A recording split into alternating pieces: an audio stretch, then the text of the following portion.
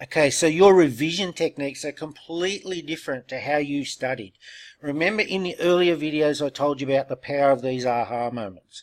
Now, after you've passed your exams, let's focus on why you need to do revision. Now, I give you 12 months membership, and the reason I do that is because the most dangerous pilot of all, in fact they write books about it here, I've got them over on my other screen, are pilots from 40 hours to 250 hours. They're more dangerous than student pilots. They're more dangerous than pilots who've just graduated. Now, the reason they're so dangerous is because their confidence goes up at the same time as their knowledge and memory goes down, okay? They start forgetting everything they learned just as their confidence goes up. So they get cocky and they get dangerous, okay? Now, the books are written, you know, the killing zone, they call it, between 40 hours and 250. There's another one, how to survive flying small aircraft, okay? So I'll get those out of the road and we'll have a look at how you revise, which is very different. So we spoke about the aha moments. What you want to do, though, you want big aha moments. You actually do, now that you've passed your exam, you actually do want to slightly forget. Okay, and then we want to reread and go, that's right, I remember that, okay?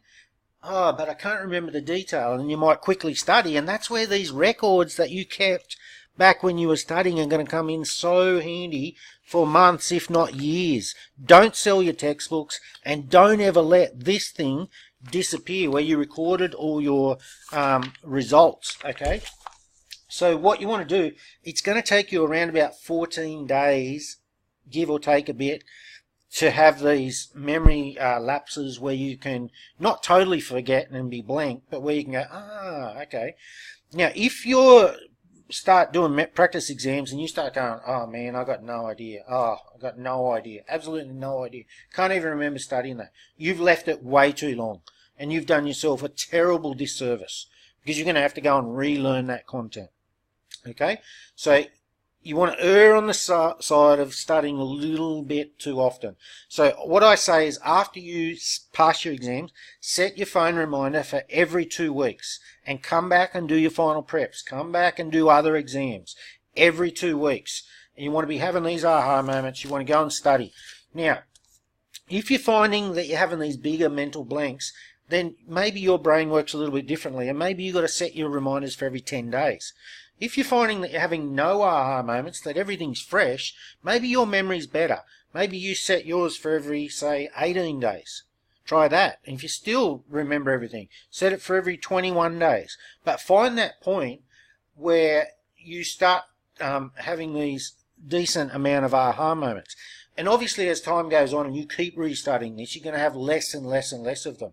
But initially you'll find that, you know, if you're having aha moments, you'll be able to work out roughly where your restudy schedule is. You know, it'll be somewhere between that sort of 14 to 21 day mark. Okay, find your own sweet spot. If you want to read more about that, I've put the reference there. It's from Cornell, 2009, Applied Cognitive Psychology. Now remember, the most dangerous pilot is 40 to 250 hours, and you need to study differently. Thanks so much for watching this series. If you've got to the end of this, you are an absolute legend, and you undoubtedly are going to do well at your pilot exams, you know, compared to the people who dropped out halfway through this series who weren't serious about changing it. So congratulations. Thank you for getting all the way to the end. If you love this, please drop me a message. Tell me what you liked, tell me what you didn't like.